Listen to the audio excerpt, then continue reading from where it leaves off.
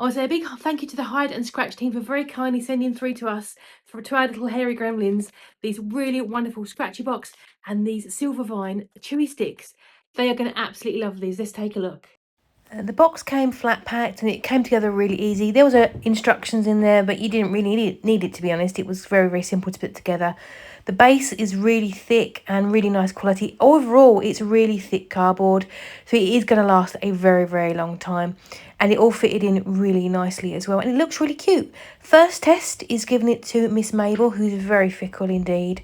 And she went straight in there, had a good scratch. She's got multiple scratch boxes, so this was a good sign. She really enjoyed that. She went straight in there, and she kissed everybody. Thank you for that. And then on to Doodle, who is a box-loving boy, as you can see from his existing box. He abandoned his box. He went straight over to the new one. First in there, loved it, has a good old scratch. Really good sign. He's not normally a scratchy boy, so that's a really good sign that he likes that. He likes a tall-sided box as well. And then straight down, boof, went for a little nap. So it is not just for scratching, it's also for napping or whatever they want to do with it. Put some catnip in it.